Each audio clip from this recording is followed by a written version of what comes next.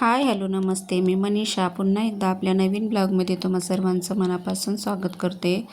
तर चला, आम्ही काही कारणास्तव ताईच्या घरी निघालेलो आहोत.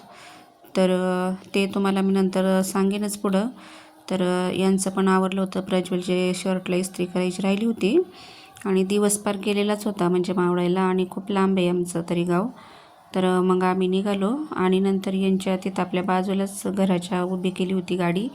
यांच्या गोळ्या राहिल्या होत्या घरी, मग ते आणण्यासाठी प्रज्वल गेला होता परत. तर मग गोळ्या घेऊन आला आणि मग नंतर आम्ही आता निघालो श्रीगोंद्यामधून. तर पाहू शकता शनी चौकामध्येच तर आमच्या गाडीला बस आडवी आली अचानकच पुढून, आणि आम्ही इकडनं म्हणजे बसवाल्याने थांबवलीच नाही गाडी, रॉंग म्हणजे डायरेक्ट गेला तो. तर चला असं व्यवस्थित गाड्या पाहून चालवल्या पाहिजे सर्वांनी, पण आता कसं सर्वांना समजतच नाही. तर चला जाऊ द्या. तर आम्हाला उशीर पण होणार होता घरी जायला.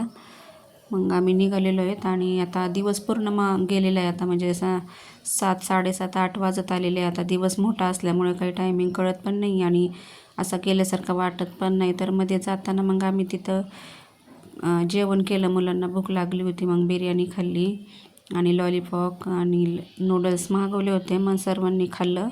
मग घरी गेल्यानंतर काय आम्ही जेवण केलंच नाही, ताईला फोन करून सांगितलेलं. तर चला आता आम्ही आलो घरी. मग नंतर आता मुलींनी इकडं झाडून वगैरे घेत आहेत आणि अंथरुणं टाकून झोपायची तयारी चालू आहे.